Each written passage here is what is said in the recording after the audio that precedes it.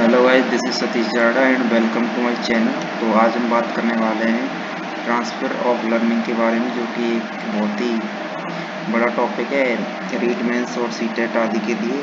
इसमें से लगभग एक क्वेश्चन तो कंफर्म मान के चलिए आप। रीट मेंस में बेसिकली इससे लगभग एक क्वेश्चन तो आता ही आता है, तो इसी के आधार पर अपन आज देखते हैं इसको। तो बहुत ही बढ़िया टॉपिक होने वाला है। बेसिकली हम टारगेट करके चल रहे हैं रीट मेंस को, जो कि आगे आने वाला एग्जाम है राजस्थान में बहुत ही बड़ा। तो इसके जो भी सामान्य प्रकार और विशिष्ट प्रकार है उनके बारे में हम चर्चा करेंगे, तो बने रहिएगा।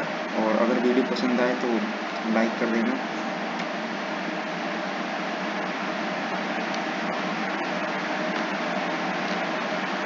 तो आज क्या क्या पढ़ने वाले हैं ये सबसे पहले अपन चर्चा कर लेते हैं।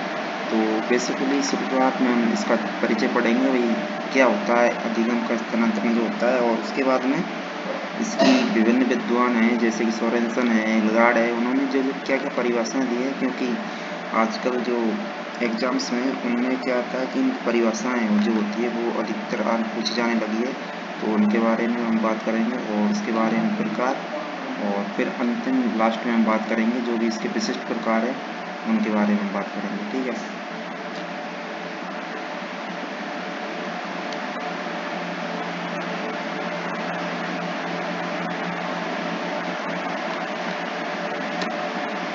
तो सबसे पहले अधिगम स्थानांतरण क्या होता है इसके बारे में हम बात कर लेते हैं। तो इसमें होता है जब एक व्यक्ति किसी कौशल और तथा अर्जित ज्ञान का उपयोग किसी अन्य परिस्थिति में करता है तो वह अधिगम का स्थानांतरण कहलाता है। स्थानांतरण का मतलब क्या होता है कि मतलब किसी जब हमने मान लीजिए कि हमने कोई काम किसी सीख लिया और उसको किसी और जगह हम उपयोग में ले रहे हैं या फिर उसका यूज कर रहे हैं, तो वो क्या हो गया, अधिगम का स्थानांतरण हो गया। ठीक है।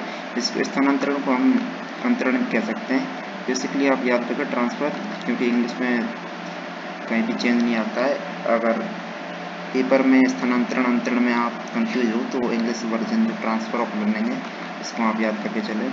तो इसमें क्या हो गया कि कौशल या फिर अर्जित ज्ञान, इसके अलावा कोई स्किल भी हो सकती है जिसका उपयोग हम किसी दूसरी परिस्थिति में कर सकते हैं, तो वो क्या कहलाता है, अधिगम का स्थानांतरण कहलाता है। ठीक है। अब भाई इससे क्या होता है, तो it makes learning process easy. अब लर्निंग प्रोसेस इजी तो होगा कैसे, कि वही अपन एक परिस्थिति में या फिर किसी चीज़ को एक बार सीख लेते हैं, दूसरी बार उसका उपयोग कर रहे हैं, तो वो जाहिर सी बात है कि वो बहुत ही अच्छा कर पाएंगे इसके बारे में। तो ये क्या करता है, लर्निंग प्रोसेस को ईजी बनाता है।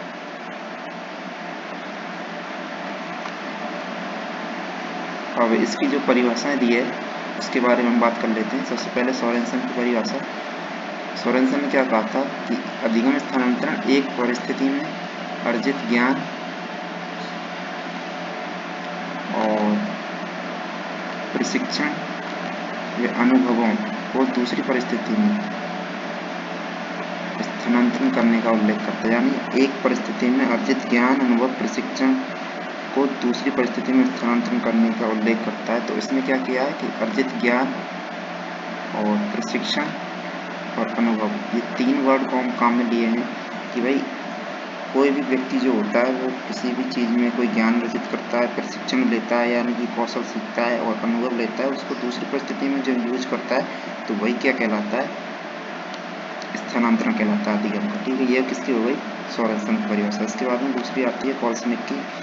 इसने क्या कहा कि पहली परिस्थिति यानी कि एक परिस्थिति में प्राप्त ज्ञान, कुशलता, आदत और अभियोग्यता, इसने चार वर्ड काम में लिए हैं। एक तो क्या हो गया, ज्ञान हो गया, कुशलता हो गया, आदत और अभियोग्यता का दूसरी परिस्थिति में प्रयोग करना क्या कहलाता है, अधिगम का स्थानांतरण। किसने कहा था, कॉल्सनिक ने। तो दोनों ही परिभाषा काफ़ी महत्वपूर्ण है, दोनों को याद करके चलिएगा। ठीक है। इसके बाद में अधिगम स्थानांतरण से हमारी मानसिक स्थिति में विकास होता है। बिल्कुल होता है। कैसे कि भाई अगर हम कोई काम को पहले कर चुके हैं, दूसरी बार जब करेंगे तो बेहतर ढंग से और अधिक अच्छे तरीके से कर पाएंगे, जिससे कि हमारी मानसिक स्थिति को क्या होगा, विकास होगा। ठीक है। अब इसका उदाहरण क्या है, उदाहरण के बाद में तो एक विषय में जब हम एक विषय का किसी ज्ञान को सीखते हैं तो उसका दूसरे विषय में सीखने में सहायक बाधा बन सकता है, बिल्कुल बन सकता है। अब यही थोड़ी है कि भाई ट्रांसफर जो होगा सिर्फ पॉजिटिव होता है, वो नेगेटिव भी बन सकता है, ये दोनों तरीके का हो सकता है। ठीक है, इसके बाद में एल्गार्डने और इसकी परिभाषा दी है, अधिगम स्थानांतरण एक क्रिया का प्रभाव जो क्या है दूसरी क्रिया पर पड़ता है। ये किसने कहा था? एल्गार्ड ने कहा था कि अधिगम स्थानांतरण की क्रिया जो होती है उसमें एक क्रिया का प्रभाव दूसरी क्रिया पर पड़ता है, यानी कि एक परिस्थिति में जो हम सीखते हैं उसका दूसरी, अगर कोई व्यक्ति किसी एक परिस्थिति का ज्ञान उसको है, वो पहले उस कार्य को कर चुका है और दूसरी बार कभी उस कार्य को करता है तो उसको वो चीज़ क्रैक दिमाग में आ जाती है कि हाँ भाई मैंने पहले किया था और उसको अच्छे ढंग से कर पाता है।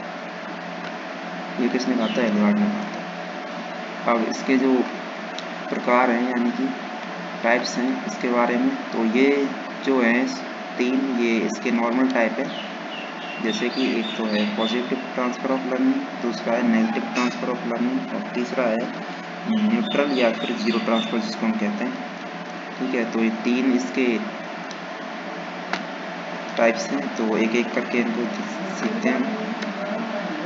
फर्स्ट जो आता है वो है पॉजिटिव ट्रांसफ़र ऑफ लर्निंग, यानी कि सकारात्मक, जैसे कि इसके नाम से पता चल रहा है ये सकारात्मक है। तो इसमें क्या होगा, एक परिस्थिति में जब ज्ञान होगा या ज्ञान, अभियोग्यता, कौशल कुछ भी होगा तो उसको दूसरी परिस्थिति में हमेशा क्या करेगा? मदद करेगा, यानी कि प्रोत्साहन करेगा, हमेशा पॉजिटिव तरीके से मदद करेगा और अगली परिस्थिति में जब भी वो काम करेगा तो बेहतर ढंग से और पॉजिटिव तरीके से उसको प्रभावित करेगा, तो वो क्या हो गया?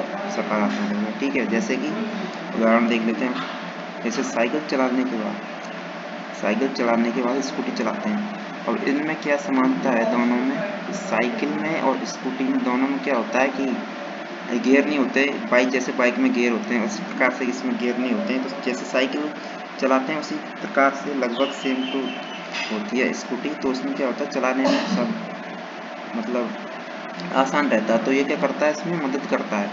ठीक है, जैसे कि वन सिचुएशन में दूसरी सिचुएशन को अब हम जाते हैं तो उसका पॉजिटिव मतलब इसमें मदद करता है, तो यहाँ पर क्या हो गया? सकारात्मक अधिगम हो गया। ठीक है, इसके बाद में दूसरा जो अपना है वो है नेगेटिव ट्रांसफर ऑफ लर्निंग। अब जैसे कि ये नाम से पता चल रहा है नेगेटिव है, तो नेगेटिव में क्या होता है कि भाई एक परिस्थिति में प्राप्त ज्ञान दूसरी परिस्थिति में क्या बनता है? बाधा बनता है। बाधा का मतलब कि वो दूसरी परिस्थिति में आपको काम करेंगे या फिर कोई कार्य करेंगे तो उसमें आपको रोकेगा कार्य करने से, मतलब नेगेटिव तरीके से आपको प्रभावित करेगा।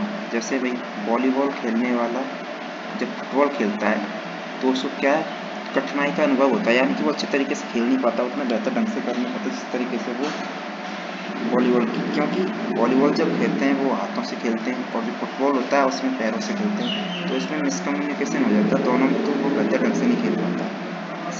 इसी के बाद एक और जो उदाहरण है, ये उदाहरणों के माध्यम से जो एग्जामिनर होता है वो उदाहरणों के माध्यम से पूछता है कि भाई इसमें कौन सा प्रकार है अधिगम का, या फिर ये किस प्रकार का अधिगम हो रहा है, नेगेटिव हो रहा है, पॉजिटिव हो रहा है, जीरो ट्रांसफर होता है। तो हम ये उदाहरणों के माध्यम से इनको सीखते हैं और उदाहरण ही पूछता है उसमें एग्जाम में। जैसे इंडिया में कार चलाने के बाद अमेरिका में कार चला रहा है, तो इसमें क्या होता है, इंडिया में जो जो वो होता है ड्राइविंग की जो सीट होती है, यानी कि वो अलग साइड में होती है, और अमेरिका में जो होती है वो अलग साइड से कार की वो होती है।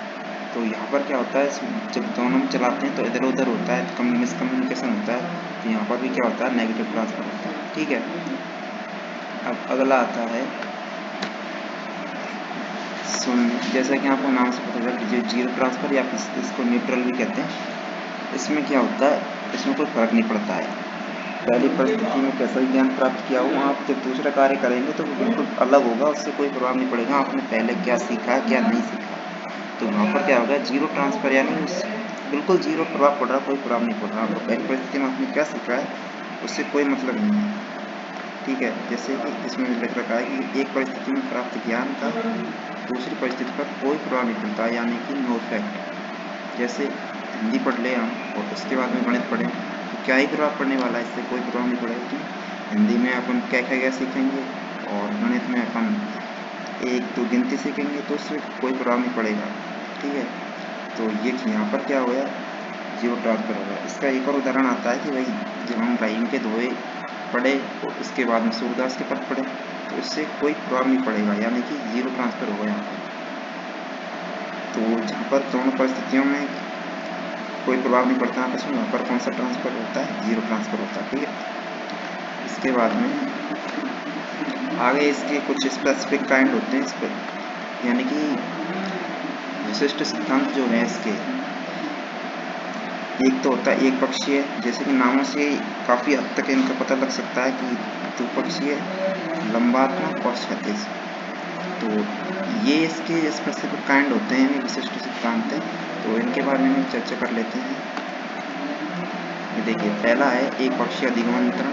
जैसा कि नाम से पता चल रहा है कि भाई किसी एक पक्ष का दूसरे पक्ष में अंतरित नहीं होना एक पक्षीय अधिगम अंतरण कहलाता है।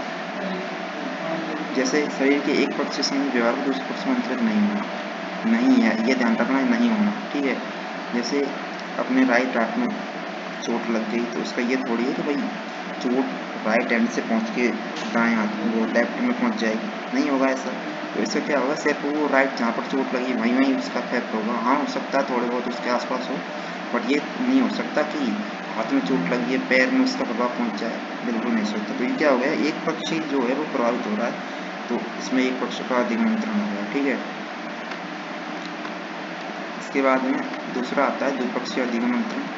द्विपक्ष में वही एक अंग का जो व्यवहार होता है वो दूसरे अंग में अंतरित हो जाता है। ठीक है, जैसे वो द्विपक्षीय कहलाता है। अब जैसे क्या होता है कि भाई एक लिखने वाला व्यक्ति, राइट हैंड से लिखने वाला व्यक्ति, जब उसको आवश्यकता पड़ जाए तो वो लेफ्ट हैंड से लिख सकता है। जैसे मैं इसका सबसे अच्छा उदाहरण देखता हूँ, हमारा एक लड़का था, वो पेन करता है तो उसको क्या हो, राइट हैंड वो क्या है, बिजली की चपेट में आ गया तो उसका राइट हैंड कट गया यहाँ से।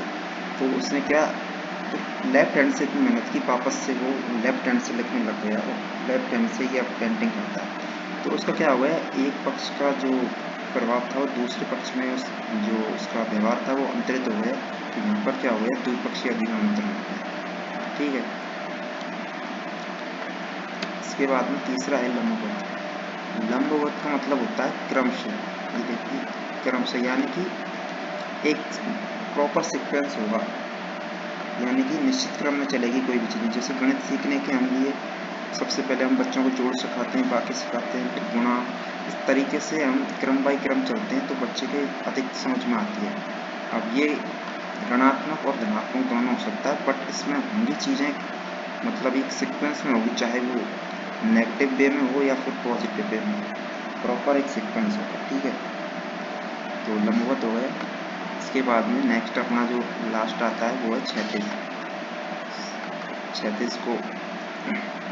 क्षैतिज में क्या होता है, जब एक परिस्थिति का ज्ञान नवीन परिस्थिति में हूबहू एज इट इज प्रयोग में आ जाता है, तो वहाँ पर क्या होता है, क्षैतिज अधिगम अंतरण कहलाता है। जैसे गणित का ज्ञान फिजिक्स में काम आ जाता है। जैसे गणित में जो कैलकुलेशन होती है वैसी कैलकुलेशन फिजिक्स में होती है, तो वहाँ पर क्या होता है, गणित की जो नॉलेज होती है अपनी, वो फिजिक्स में एज इट इज़ काम आ जाती है। तो यहाँ पर क्या हो गया, एज इट इज़ मतलब वो बिल्कुल वही गणित में अपन ने जो सीखा भाग गुणा और अदर कैलकुलेशन सीखी, वैसे की वैसी कैलकुलेशन आप फिजिक्स में भी कर रहे हो, तो वहाँ पर क्या हो जाता है, बिल्कुल एज इट इज़ उपयोग में आ जाता है। तो यहाँ पर क्या हो जाता है, क्षैतिज अधिगम अंतरण हो जाता है। ठीक है, तो आज हमने ये पढ़ा, आशा करता हूँ आप सभी को समझ में आया होगा। अगर वीडियो और आपको अच्छा लगा कंटेंट तो प्लीज़ लाइक करें और चैनल को सब्सक्राइब करें। आज के लिए इतना ही, मिलते हैं अगली वीडियो में फिर से किसी एक टॉपिक, और आपको कौन सा टॉपिक पढ़ना है कमेंट करें। और इसी के साथ आज के लिए इतना ही, बहुत बहुत धन्यवाद।